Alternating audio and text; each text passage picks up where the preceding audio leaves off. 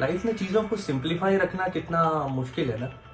और बात जब इन्वेस्टमेंट या फाइनेंस की आती है तो चीज़ें पता नहीं कितनी कॉम्प्लिकेटेड, कितनी मुश्किल नज़र आने लगती हैं। हेलो फ्रेंड्स, मैं हूं राजीव शुक्ला, एक एक्स बैंकर और को founder of accent RJ Nagpur, जो कि एक इन्वेस्टमेंट एडवाइजरी कंपनी है। पिछले तकरीबन 8 सालों से हम रिटेल इन्वेस्टर्स को एम्पावर करने की कोशिश कर रहे हैं, म्यूचुअल फंड्स के थ्रू, एसआईपीज के थ्रू, डायरेक्ट इक्विटी के थ्रू। एक सलाहकार के रूप में उनका पोर्टफोलियो मैनेज करने की कोशिश कर रहे हैं। मेरे अपने बैंकिंग और इन्वेस्टमेंट के पिछले 15-16 साल के करियर में जो एक चीज़ मुझे समझ में आई कि जो रिटेल इन्वेस्टर है, हालांकि वो इन्वेस्टमेंट करते हैं, काफ़ी चीज़ों के बारे में जानते हैं, लेकिन अभी भी एक बहुत बड़ा वर्ग है जो कि छोटी छोटी बारीकियां या छोटी छोटी चीज़ों के कंफ्यूजन में अपनी इन्वेस्टमेंट जर्नी जीता है, पूरी करता है। तो एक प्रयास था मन में, एक सोच थी मन में कि कुछ ऐसा किया जाए कि इन्वेस्टमेंट को और फाइनेंस को जितना आसान बना के आपके सामने लाया जा सके, जितनी आसानी से आपको समझाया जा सके। तो उसी चीज़ को ध्यान में रखते हुए एक छोटा सा प्रयास शुरू किया है, जिसमें कि छोटे छोटे वीडियोस हम लोग लाएंगे, छोटे छोटे टॉपिक्स को, सिंपल टॉपिक्स को कवर करेंगे। Basically the entire idea is to basically empower the retail investor कि अगर आप इसे समझ पाएं, अगर आप इनकी बारीकियों को आसान तरीके से समझ पाएं, तो आपकी इन्वेस्टिंग जर्नी काफ़ी आसान हो सकती है। तो इसी प्रयास में आज ये पहला वीडियो मैं इस चैनल के माध्यम से आपके सामने लेके आ रहा हूँ, और इसमें एक टॉपिक कवर किया है हमने, इन्फ्लेशन। क्योंकि मेरा मानना है कि इन्वेस्टमेंट को समझने के पहले जो एक चीज़ हमें समझना सबसे ज़्यादा ज़रूरी है वो है इन्फ्लेशन। अब इन्फ्लेशन है क्या?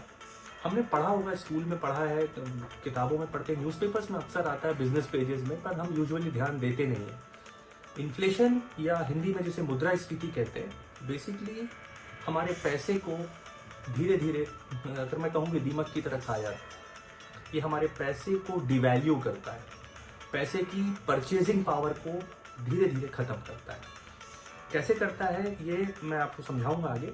इन्फ्लेशन का जो नंबर है, ये गवर्नमेंट ऑफ इंडिया हर महीने की 12 तारीख को, जो इंडियन स्टैटिस्टिकल ऑर्गेनाइजेशन है, वो 12 तारीख को एक नंबर रिलीज करता है, जो कि एक परसेंटेज के रूप में आपके सामने लाया जाता है। वो तकरीबन हमारे देश में 5 या 6% है। इसमें किया क्या जाता है कि जितनी सारी चीज़ें हम यूज़ करते हैं, इस्तेमाल करते हैं अपने डे टू डे लाइफ में, सुबह से लेकर शाम तक हम कुछ ना कुछ चीज़ों में स्पेंड करते हैं, खरीदते हैं, तो उन चीज़ों में हम पैसा खर्चा करते हैं, राइट। और उन चीज़ों का एक average pricing government of India निकालता है कि किस रफ्तार से ये चीज़ें महंगी हो रही हैं। फॉर एग्जाम्पल, आप अगर 1 किलो शक्कर 100 रुपए में खरीद रहे होंगे, तो हो सकता है अगले साल 100 रुपए में 1 किलो शक्कर नहीं आएगी। तो हम ये कहें कि या तो शक्कर महंगी हो गई है, या दूसरा एक नजरिया है जो फाइनेंस का नजरिया है कि या तो आपके रुपए की परचेजिंग पावर कम हो गई है, आपके रुपए की उस चीज को खरीदने की ताकत कम हो गई। एकदम सिंपल तरीके से यही है इन्फ्लेशन। तो हमारे देश में जो इन्फ्लेशन की दर है, वो जो औपचारिक या आधिकारिक तौर पर 5 या 6% रहती है, और इन्हीं के हिसाब से हमारे देश की ब्याज दरें भी तय की जाती हैं। इसी वजह से आज आपको फिक्स डिपॉजिट पे 5 या 6% के हिसाब से आपके डिपॉजिट्स पर रिटर्न मिलता है। तो एक चीज समझिए दोस्तों कि इन्फ्लेशन एक बहुत बड़ा फैक्टर है आपके किसी भी इन्वेस्टमेंट के डिसीजन को लेने का। तो सबसे सिंपल तरीके में इन्फ्लेशन क्या है? इन्फ्लेशन वो है जो आपके पैसे की परचेजिंग पावर को धीरे धीरे कम करता है, खत्म करता है। अब जैसे हमने शक्कर का एग्जाम्पल लिया, ऐसे कितनी सारी बहुतेरी चीजें हैं हमारे आसपास जिनमें हम पैसा खर्चा करते हैं। हेल्थ है, एजुकेशन है, लिविंग एक्सपेंसेस है, डे टू डे लाइफ ना जाने कितने खर्च हैं, और ये सारी चीजें किसी ना किसी परसेंटेज से ग्रो कर रही हैं। अगर हम एक जनरल व्यू लें, जो कि अनआधिकारिक जिसको, या अनऑफिशियल व्यू अगर मैं बोलूं उसको लें, तो ये इन्फ्लेशन की जो दर है, ये तकरीबन 10 या 11% है हमारे देश में।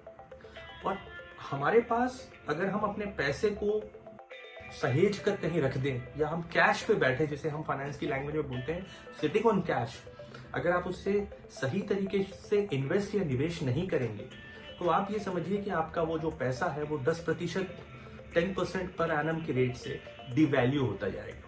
तो सबसे प्राइमरी रीजन इन्वेस्टमेंट क्यों करना चाहिए, बिकॉज हमें इन्फ्लेशन को हराना है या मुद्रास्फीति से आगे निकलना है।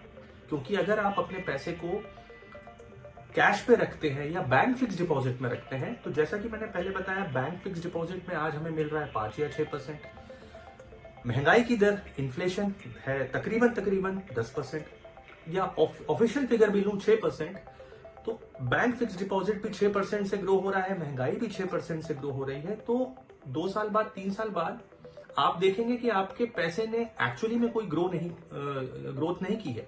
आपका पैसा सिर्फ इन्फ्लेशन के साथ साथ चला है। तो investments have not been able to beat the inflation.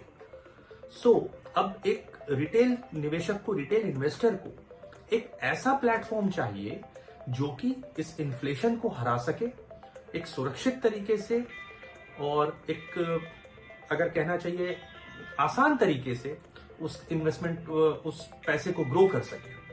तो दोस्तों, बहुत सारे तरीके हैं। बैंक फिक्स डिपॉजिट एक तरीका है, रियल एस्टेट एक तरीका है, गोल्ड एक तरीका है, but I must say retail investors के लिए म्यूचुअल फंड से बेहतर प्लान मुझे नहीं लगता कुछ और है। ये आपकी हर छोटी से छोटी फाइनेंशियल नीड को पूरा कर सकता है दोस्तों, और बहुत सारी चीजें, बहुत सारा फाइनेंशियल फ्रीडम आपको प्रोवाइड कराता है।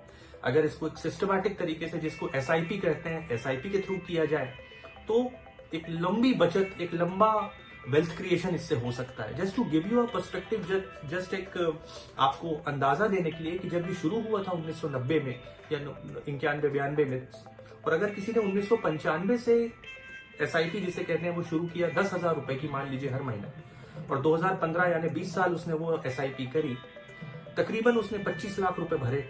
आप जानते हैं उसकी वैल्यू, जो लोएस्ट परफॉर्मिंग फंड था उसकी वैल्यू भी तकरीबन 2.5 करोड़ रुपए थी, और जो टॉप परफॉर्मिंग फंड्स थे, जो करीब 10 या 15 फंड्स थे, उन्होंने 3.5 से 4 करोड़ रुपए बना के दिया है।